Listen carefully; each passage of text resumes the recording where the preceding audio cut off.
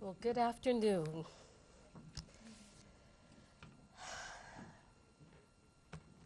I just want you all to know that it is an honor for me to stand before you today at Yale University in the city of New Haven. Years ago, when I was a kid in the early 70s, I found reference to the city of New Haven in my great-grandmother's autograph book that was dated to the early 1880s. I was smitten. I found myself romanticizing about the life that my ancestors must have had in New Haven, Connecticut. The script was so beautiful and elegant, and I just imagined just a wonderful life.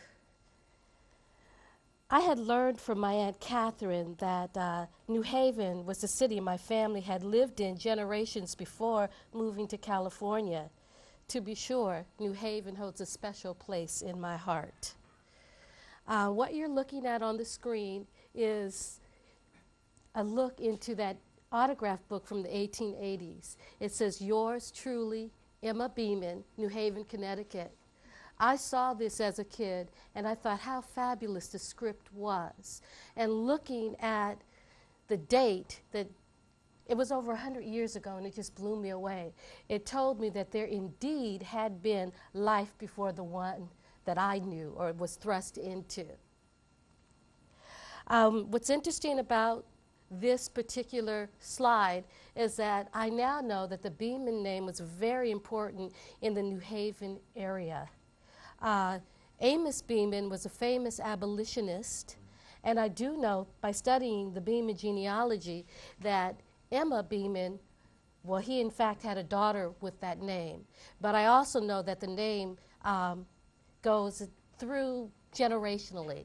So the name appears at least 3 generations. I'm not sure if this is Amos Beeman's daughter, but I am sure that it is a relative. But of course, at the time that I was looking into the autograph book, I had no idea who these people were.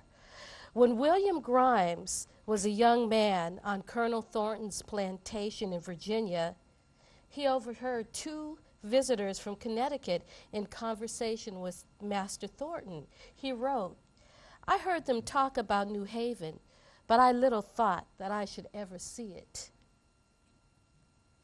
What it was that those 2 men said about New Haven that may have interested William Grimes, I really can't say because he didn't elaborate in his book. But years later, after escaping to the north from Savannah, Georgia, he described New Haven and Connecticut in general as this hard, cold country where he found it very hard to be a free man. But then again, where in America in the age of William Grimes could a black man truly be free?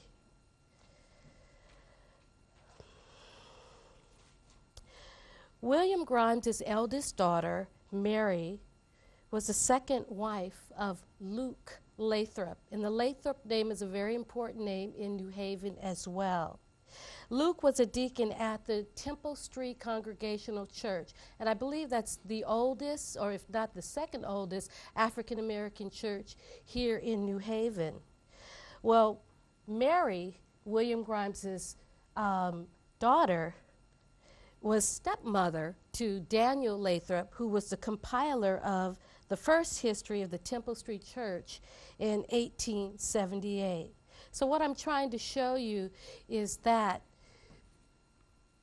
the autograph book was very, very important in terms of identifying prominent African American people. So we had this gem in our family, but we didn't know anything about it. We didn't know who the people were that signed it, but there were a number of prominent names in that autograph book that are really, really important.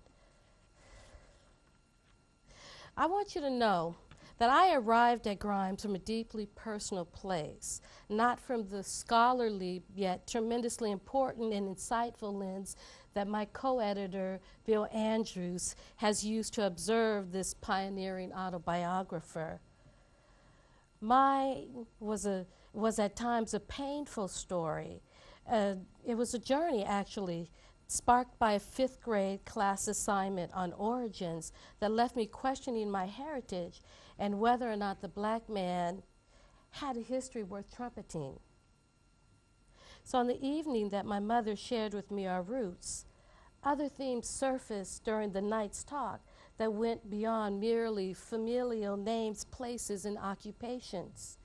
These unavoidable subjects made me squirm, but they pointed nonetheless to an enslaved heritage in my family that had been shrouded in miscegenation. Now let's see if I can do this right. I can't do it right. There we go. I wanted to take you to this 5th grade picture because I wanted to kind of personalize. I wanted to personalize the journey for you because I want you to understand, and I'm sure, you know, first of all, teaching slavery to children is a very difficult thing to do, but it's even harder for African American children to digest because it speaks to our history, and it's not a very easy subject. I knew slavery. I'd heard about it before 5th grade, but my mother personalized it for me that night. And that's why this was something that I never forgot. But that's me in 5th grade.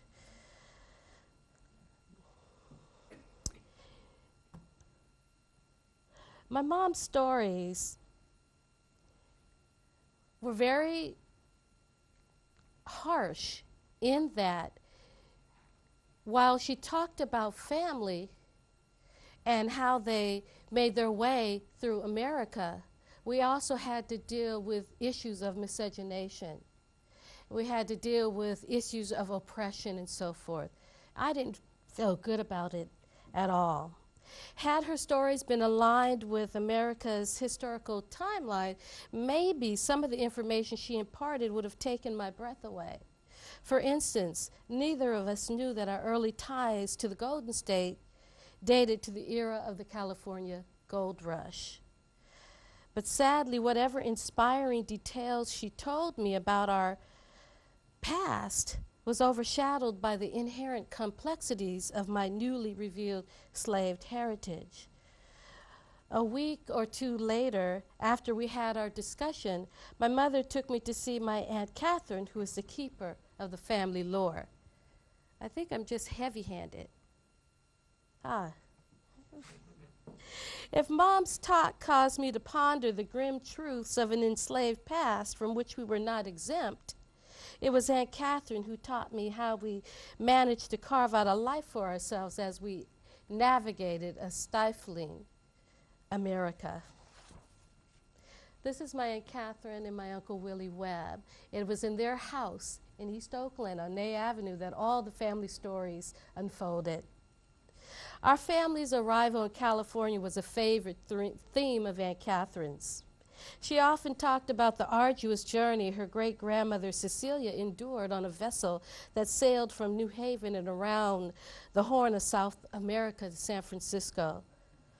Well, Aunt Catherine loved to talk up Cecilia, who was a Shakespearean actress in the San Francisco area. The story that captivated my attention was about a man that she only knew 3 things about: that his last name was Grimes, that he was from New Haven, Connecticut, and that he, in some unknown way, had a connection to the Underground Railroad.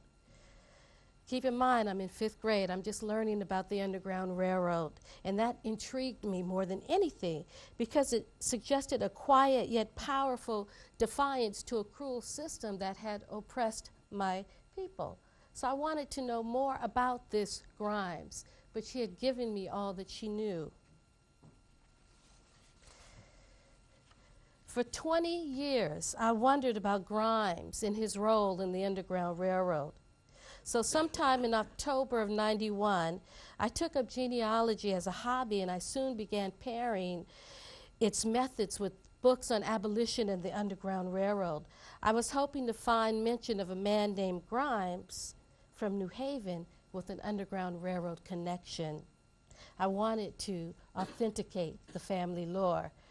After a number of setbacks sinking disappointments, the reality of just how big my task was began to set in. Just when fruitless frustration tempted me to abandon the silly idea of ever finding Grimes, I stumbled on a passage in Charles L. Blockson's book called The Underground Railroad.